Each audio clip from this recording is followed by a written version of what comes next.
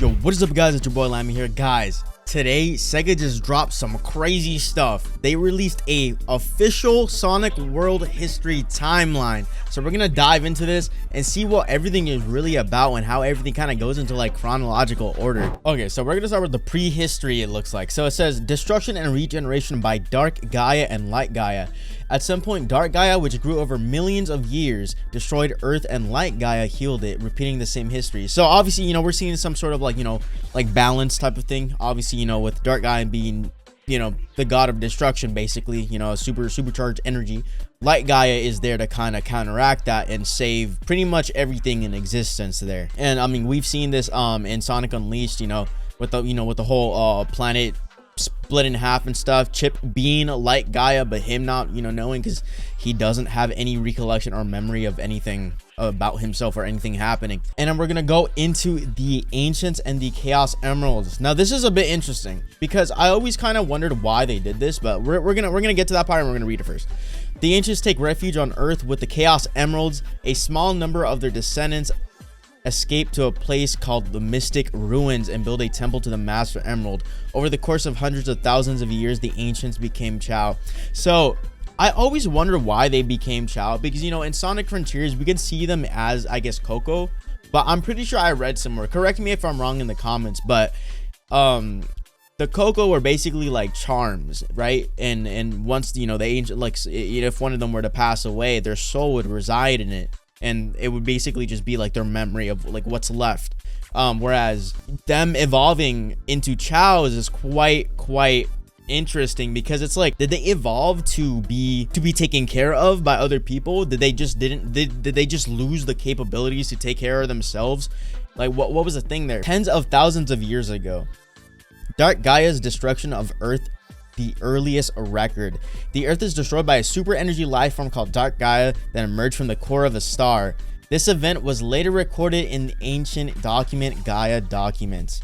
So this is actually really cool. So it seems like the Ancients were the first civilization ever, really. I mean, it says to even get Dark Gaia or Light Gaia on record. Tens of thousands to thousands of years. Okay. The ancestors of the Babylonian bandits washed up on Earth. A spaceship from faraway space goes out of control, and the race that is the ancestor of the Babylonian bandits crash lands on Earth. The engine unit of the ship that was separated at the time is scattered around the world, and that later it comes to be called Ark of the Stars. The exact time is known. This is very interesting, very interesting. This kind of like says, like, for example, Jet the Hawk, he has ancestors that aren't even from Earth. It's kind of wild to think about that the story, the lore, the history stems far more deeper, greater than Earth itself. It's more like intergalactic context, if you may. It's actually wild to me that they have basically alien ancestors. It's crazy. Another thing too is that we see the Babylonian outfit in Sonic Riders. I mean, I think we see the Babylonian bandits in the Sonic movies, the second movie, the one where Knuckles was introduced. So I really wish they could expand more on this. Maybe see, now I don't want them to do it immediately, but like, you know, maybe they might expand more on it in future games, future movies, future cartoons, anything like that. But this is just really interesting and cool to think about and read, because Jet the Hawk, right, has ancestors that are basically aliens. They're intergalactic along with the rest.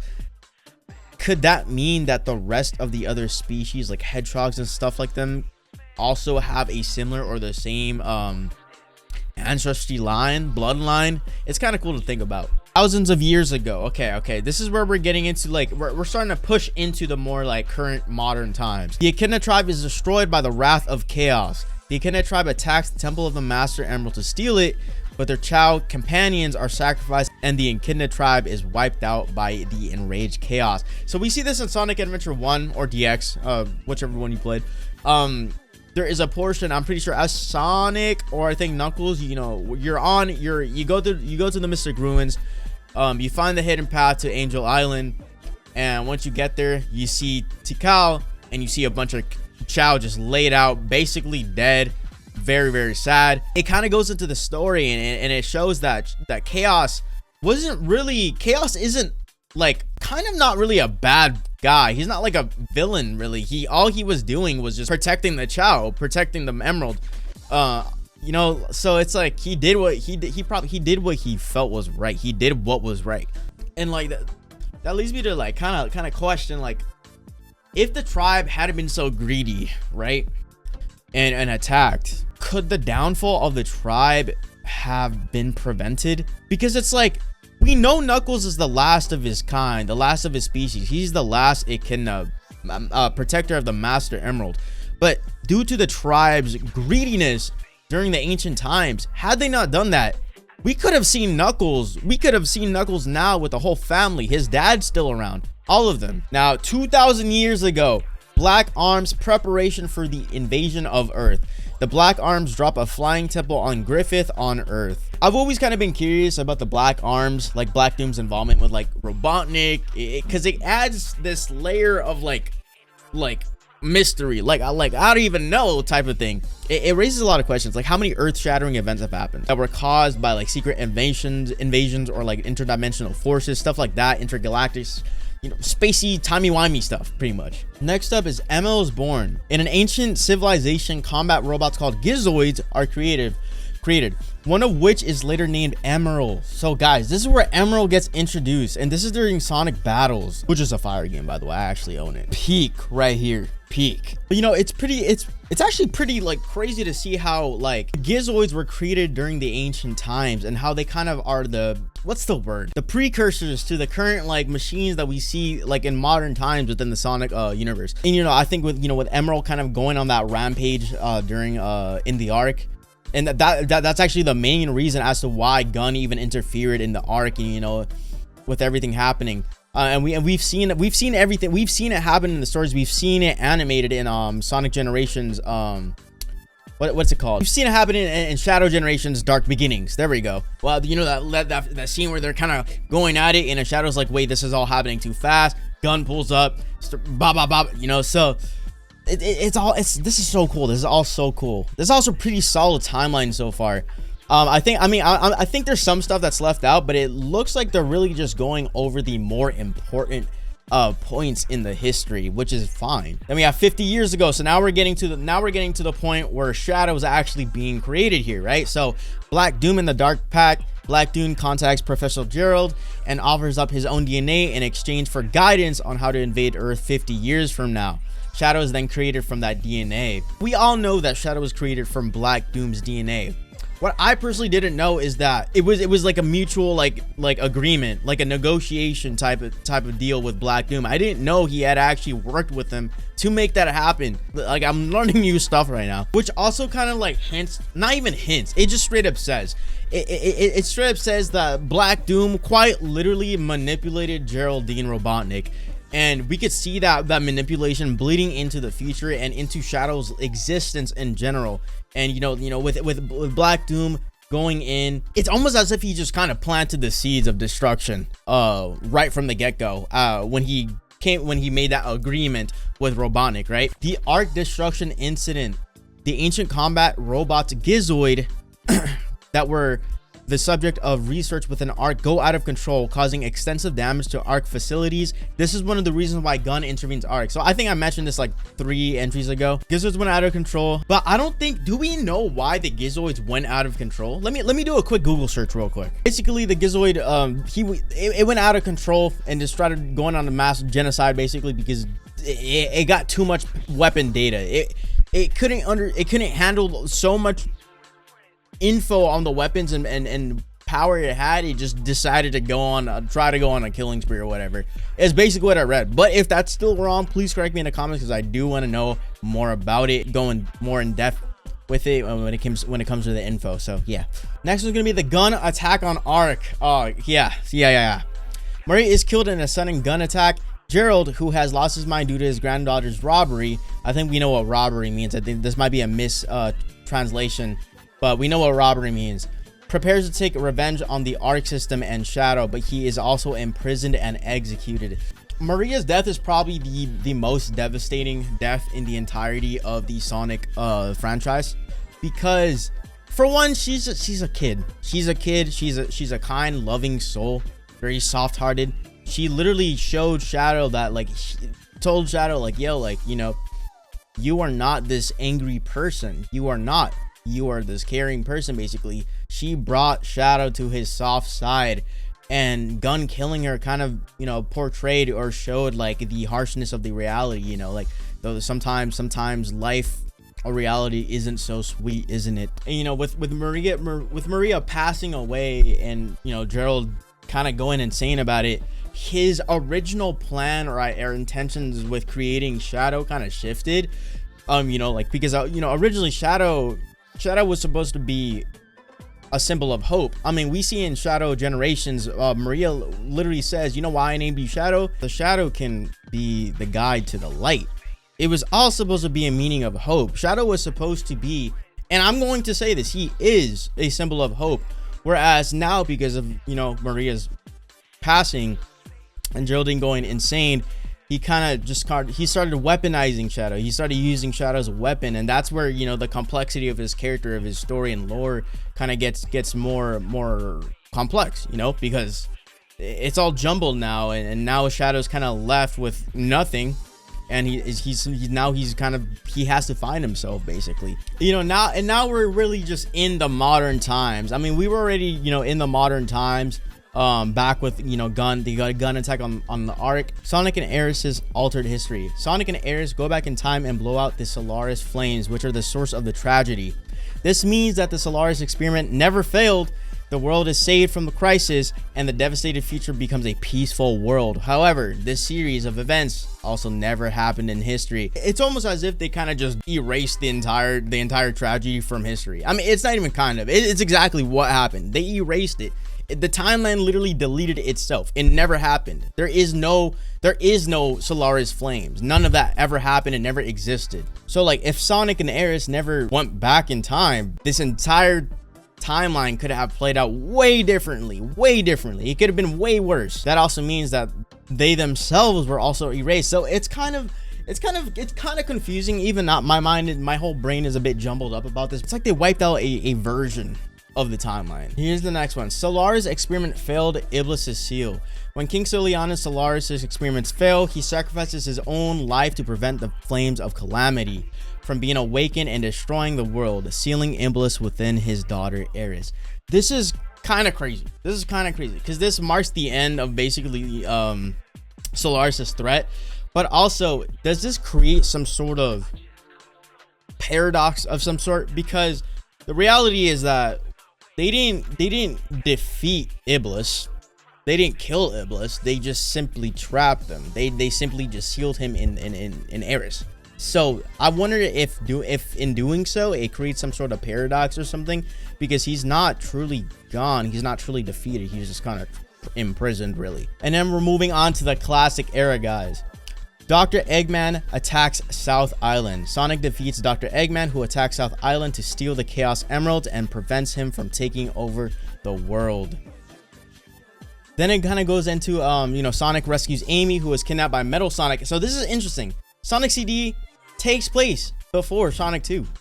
It's set right here. Sonic CD takes place before Sonic 2, which I feel like we already knew, but for those of you who don't, there you go. Then the Death Egg crashes into Angel Island. Sonic and Tails work together to defeat Dr. Eggman, who attacks West Side Island. The destroyed space fortress, the Death Egg, crashes into Angel Island. Now, I feel like here, you know, with the Death Egg crashing into Angel Island, this is where it kind of tests Knuckles, right? Because the contrast between ambition and responsibility here, because here is, I mean, Eggman has the ambition to gain as much power as possible, to conquer and dominate the world. And then you have Knuckles, whose responsibility, his sole purpose as the protector of the Master Emerald is to protect the Master Emerald. So we have two different, complete polar opposite intentions here. And like I said, this is basically where Knuckles' loyalty to the island and Emerald is a lot more pronounced because of it. Then recover the Master Emerald, prevent the Death Egg Fortress from reviving. Dr. Eggman tricks Knuckles into stealing the Master Emerald and plots to revive the crash-based fortress, the Death Egg. However, Sonic, Tails, and Knuckles work together to destroy the Death Egg, thwarting Dr. Eggman's ambitions of world domination. The Master Emerald is restored and Angel Island rises into the sky once again. So here, you know, they win the battle, they win the fight, they save the day. They save the day here. That's what we like. That's what we like. Next one would be the mysterious secret stone, the Phantom Ruby. So, oh wow, okay, this is actually interesting. So this is Sonic Mania. This is Sonic Mania. Okay. So, Dr. Eggman unearths a gem with mysterious powers called the Phantom Ruby, which sends Sonic, Tails, and Knuckles to various worlds.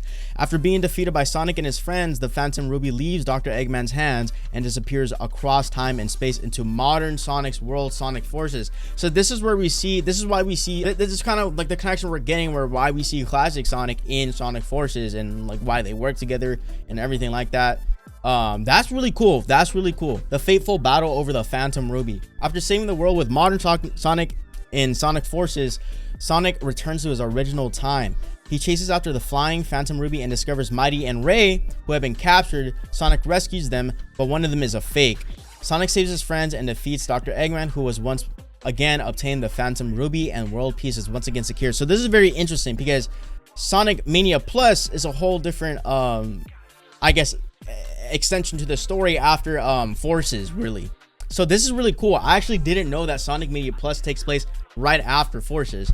That's fire. That's fire. Dr. Eggman invades the North Star Islands. Dr. Eggman and the bounty hunter Fang invade the North Star Islands. They overwork and drag Trip, who lives there, around.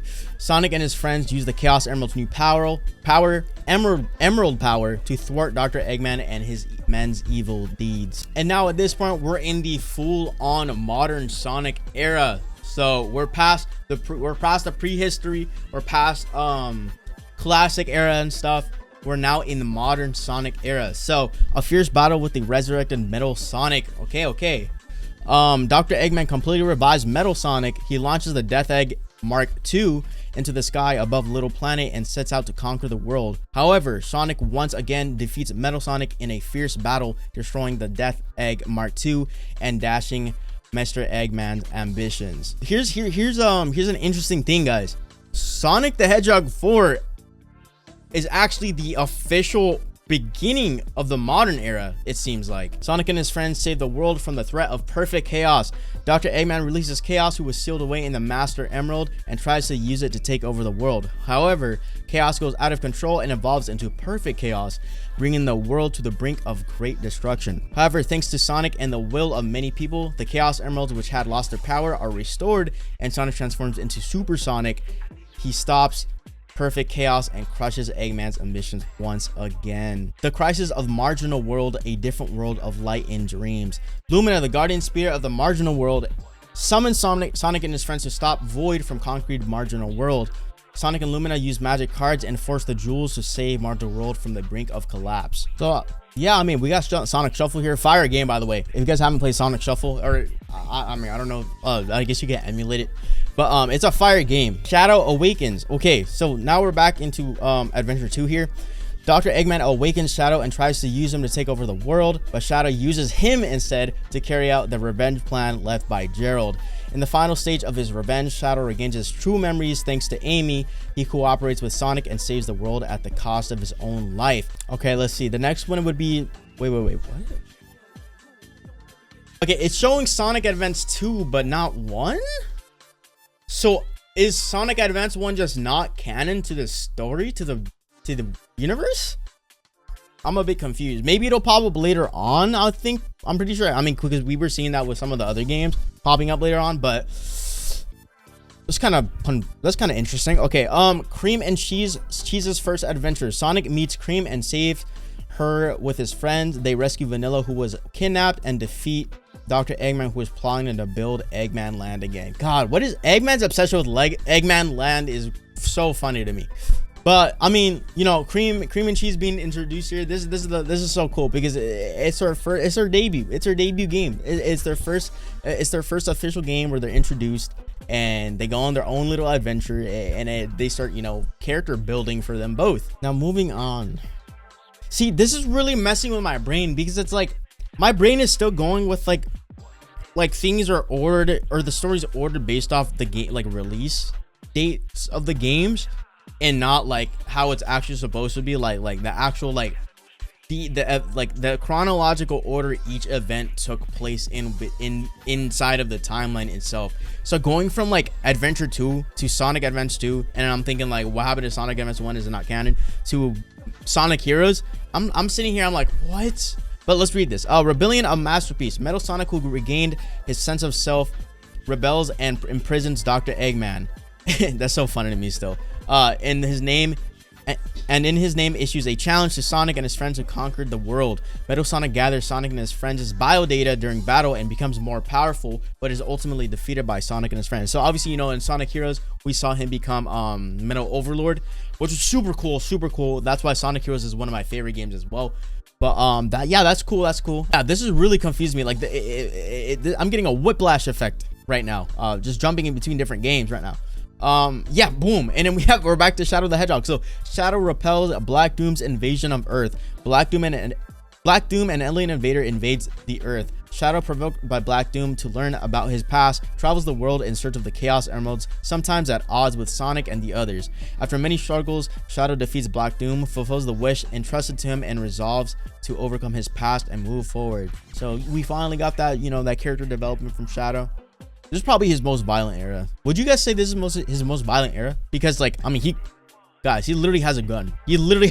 They gave a hedgehog a gun. Emerald's growth and rampage. Dr. Eggman tries to reboot the ancient weapon Gizoid and use it to take over the world, but it doesn't work and he discards it. Sonic picks it up and names it Emerald and raises it. Wow, okay. Dr. Eggman tries to use Emerald, who has gained powers as a combat weapon, but ends up causing him to go out of control. There's no way to stop Emerald safely, and Sonic ends up defeating him. So I actually didn't know Sonic found Emerald and basically raised him. Wow, that's interesting. That's very interesting. Zemiel is born. Dr. Eggman used the power of the Chaos Emeralds to split the world into 7 parts. He repeatedly used Zemiel, a combat robot he developed based on Emerald, I guess, against Sonic and his friends, but was unable to win, and eventually Zemiel went berserk. Dr. Eggman was defeated. Zemiel was then retrieved and repaired by and adjusted by Tails, and began living as the member of the Cream family. Okay, interesting. So Sonic raised, Emerald. Okay, Emerald's separate. Emerald's a separate robot. I forgot about this. Zemiel. Okay. So I'm guessing Zemiel's gonna go on to become Gemerald. I'm pretty sure. Okay, and that was Sonic Advance 3. Okay. Wow, Sonic Advance 1 is not being shown here. Blaze the princess from another world comes to Sonic's world. So we already know that, you know, Blaze is basically the equivalent of Sonic, but just in her own world, which is really cool to see. Blaze comes to Sonic's world from another world in pursuit of the stolen Soul Emeralds. Through his interactions with Amy and Cream and fighting alongside Sonic, Blaze begins to trust Sonic and the others a little bit more. Sonic and Blaze work together to defeat Dr. Eggman and Eggman Nega, and Blaze recovers the Soul Emeralds and returns to his own world. Sonic Rush, peak game, by the way. Peak game. If you guys haven't played Sonic Rush, please play it. Also play Sonic Rush 3D, the fan-made game. That is a very good game. Okay, so now we're back to 06 here. We're back to 06. I'm going to assume this is like regular 06, because we they mentioned 06 way earlier in the timeline, right? And that was them undoing everything, right? Or trying to fix everything. And that's when the timeline got erased, everything. So now I guess here is something different. So a major incident surrounds the Flame of Calamity begins to unfold. In order to obtain the Flame of Calamity, Dr. Eggman kidnaps Princess Aeris, who was sealed away by Iblis. Sonic rushes to rescue her, and Silver, who travels back in time to defeat Sonic in order to save the future. Shadow, who is on a mission to Dr. Eggman's base, and the mysterious being Mephiles all become entangled in a major incident, each with their own intentions and destinies. So yeah, this is like regular 06, because now we have everybody here. It's not just Sonic and Aeris, Princess Aeris. It's everyone here. But yeah, that's so interesting. Once again, it's so interesting because it's jumping back and forth between games. It's like whiplash. Battle against the Babylon Bandits in the fastest race in the world. Okay, so this is Sonic Riders here. This is where we see Jet the Hawk and stuff. Dr. Eggman is hosting the Extreme Gear World's fastest competition. Sonic and his friends compete in a heated race against the Babylon Bandits for the prize, the Chaos Emerald. However, the race is a trap set by Eggman to steal the treasures of the Babylon Temple. Very, very interesting here. Very interesting. Then we have Sonic and Tails get lost in Blaze's world. Sonic and Tails are caught in a storm and washed up in Blaze's world. They are rescued by Marine, a self-proclaimed adventurer, and while investigating the islands, they are reunited with Blaze. However, before they can start the reunion or enjoy their reunion, they are caught up in a national treasure, the Jewel Staff, being stolen right before their eyes, and they end up chasing pirates with Blaze. Sonic and his friends defeat Dr. Eggman and Eggman Nega, who were controlling the pirates, and retrieve the jeweled staff. So this is Sonic Adventure Rush, or Sonic Rush Adventure, and I'm still caught up on the whole like Sonic Advance 1 is just not here. Sonic Rivals isn't here. Guys, let me know if you have any answers. Let me know, because they are not talking about those two games whatsoever at all. Rampage of the Sky Ruins, Babylon Garden. Jet's ancestor was capable of warp travel through gravity conversion. The spaceship that was modern. That spaceship was the modern Babylon Garden, and the Ark of the Stars was its engine unit. When all 5 Ark of the Stars gathered in the Babylon Garden, floating in the sky, the output went out of control, and the Babylon Garden was on the verge of turning back into a black hole. Sonic, Jet, and the others were able to avert the worst case scenario, which is Sonic Riders Zero Gravity here.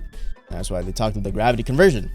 So okay, that's cool. That's cool. Dark Gaia is forcibly awakened by Dr. Eggman. So this is in Sonic Unleashed, or Sonic Adventure World, or World Adventure, if you may. In order to realize his ambitions, Dr. Eggman took the powers from Super Sonic, split the planet into 7, and forcibly awakened Dark Gaia. Sonic, along with the amnesiac chip, that's so funny. They call him the amnesiac. I mean, it's true. Traveled to the Gaia Temple to restore the powered Chaos Emeralds and the world, regaining his powers and defeating Dark Gaia. Friendship with the alien Wisp, Dr. Eggman takes over the planet where the Wisp live and builds Egg Planet Park. He plans to steal the powerful energy of the alien Wisp who live there and activate a terrible weapon. Sonic and his friends cooperate with the Wisp even though they can't communicate with each other and thwart Eggman's ambition. And this is in Sonic colors. Also, once again, it's so funny to see Eggman's fascination or infatuation with amusement parks, because you have Eggman Land, we have Egg Planet Park. Did they ever state why he does that? Like, realistically, who's gonna attend them? Like, let's talk about it. Two Sonics past and future. After his defeat at Egg Planet Park, Dr. Eggman finds the Time Eater, who can manipulate time and space. He uses his power to summon his past self and begin a plan to rewrite the timeline. Sonic is sucked into the Time Eater, who suddenly disappears and wakes up in a world of pure white. He meets a smaller version of himself there, and together they work together to restore the world and his friends whose life force and color had been sucked out, and defeat the two Dr. Eggman and the Time Eater. So this is where modern Sonic and classic Sonic officially end up meeting each other here because of getting sucked into a different timeline and stuff in the same place, right? A fleeting moment of darkness and light is resurrected. Taking advantage of the time and space anomaly caused by the Time Eater, Black Doom is resurrected. When he reunites with Shadow in white space, he provokes him and encourages him to awaken his powers. Meanwhile, Maria and Gerald, who were supposed to have died a long time ago, are also resurrected. And we see that in, of course, the game Shadow Generations, where they ever so inevitably have to be separated once again. They spend a fleeting precious time together in the stop time space. In the end, Black Doom attempts to absorb Shadow, who has become the strongest Black Arms warrior, but Shadow's heart has not been consumed by the darkness and he refuses. And I think that's genuinely just because of his own progress towards trying to not let that darkness or anger consume him, but also Maria helping him realize a lot of things. Okay, wow. So okay, interesting. So now we're going towards free riders here. Extreme Gear World Championships held in Tareg Kingdom. Dr. Eggman disguises himself as King Doc of the Tareg Kingdom in order to embed the biodata of Sonic and the other racers into Metal Sonic. He holds the World Grand Prix. He holds the World Grand Prix in a global competition for Extreme Gear, where the winner will receive a huge prize of money and treasure. The race begins where the thoughts of each participating team intersect. The 6 demons betray Dr. Eggman, Dr. Eggman finds the lost hex and mystical land where the Oni clan live, and uses the conch shell, which is their weak point, to enslave the 6 demons and absorb the life energy from Earth. However, after losing the conch shell, the 6 demons betray Dr. Eggman, banish him, steal the device, and suck out all the life energy, putting the Earth in danger of collapse. Sonic and Dr. Eggman have no choice but to join forces to defeat the 6 demons, and they defeat them. Interesting. And I'm pretty sure even in the IDW comics, I think Sonic and his avatar team up to free the world that was 99% conquered by Dr. Eggman. Okay, so this is Sonic Forces. Dr. Eggman creates an infinite army with the power of the newly acquired Phantom Ruby. So it seems like they retrieved it. They got it. And with Infinite at his side, he takes control of 99% of the world. However, Dr. Eggman and his allies are defeated by the Resistance army formed by Sonic's friends and the Avatar who joined it. Modern and classic Sonic and peace is restored to the world. I'm pretty sure the start of the IDW comics as well takes place right after the aftermath, or right after the events of Sonic Forces, and basically saying like at this point they're rebuilding stuff. They're rebuilding everything. A mysterious girl holds Knuckles captive in cyberspace. Interesting. Wait. Oh, yeah. Sage. Wait. While investigating the ancient ruins he discovered on Angel Island, Knuckles is sent to Ares Island. Just as Knuckles thinks that Dr. Eggman is behind it, a mysterious girl appears and traps him in cyberspace. And we see that in game, you know, where they're trapped in like the little red spheres that they can't break out of. I'm pretty sure that's what they're talking about. Sonic and Sage protect the world from the end. Okay, so Dr. Eggman attempted to use the technology of the ancient of Starfall Islands and connected to the network, causing a series of incidents. Sage evolved by accessing the ancient technology and began to interfere with Sonic in order to protect Dr. Eggman, who was trapped in cyberspace. In the process, Sage noticed the unknown potential of Sonic, whose answers cannot be found through calculations, and suggested to Dr. Eggman that they fight the true enemy. Together, they defeated the end and saved the world, which is kind of crazy because, like, I feel like, contrary to popular opinion and belief, I actually liked Sonic Frontiers. The only thing is that, like, I don't think we really got much info on the end. They kind of just threw the end in there as the final boss. There wasn't much elaboration on it, unless it's my just incapability to understand the story while playing the game. 200 years later, this makes sense. This makes sense because Silver comes from the future, 200 years into the future. Okay. The future world before the change. The world has been devastated by Iblis. Silver and Blaze are fighting an endless battle against Iblis, who keeps resurrecting. With the guidance of Mephiles and a mysterious figure who suddenly appears, the two travel back in time to the era in which Sonic and his friends live to kill the person who is said to be the Iblis trigger and the cause of this devastation, which he thinks is Sonic. Now, this is very interesting because I do remember asking this earlier. By not defeating Iblis and only just trapping him within Princess Ares, I asked, does this create a problem? Does this create a paradox or something into the future, or something that could be bad? And that's exactly this. I think it's exactly this, because it's like I said, they didn't kill him. They didn't defeat Iblis. They trapped him. There has to inevitably be some sort of problem happening in the future. Altered future world. Due to Sonic and Ares' changes to history, the calamity of fire no longer exists, and the disaster itself has not occurred, leaving the world in a state of peace. We can see the duality here. Future world before the change, altered future world. So altered future world is going to be peaceful, and considering this is the end of the timeline, guys, 200 years later, Silver, Blaze constantly in battle, then the altered future world is peaceful. This leads me to believe, and I call this a stretch, call this a reach, I do not care. If this is the end of the timeline so far, SEGA has to be doing something with Silver in the future with a game or something. I'm just saying right now. I'm saying right now. I'm kind of confused still on the whole not including Sonic Advance 1 and Sonic Rivals. I guess they retconned it. I guess it's not canon anymore. I don't know. Maybe if you guys know anything, let me know in the comments below.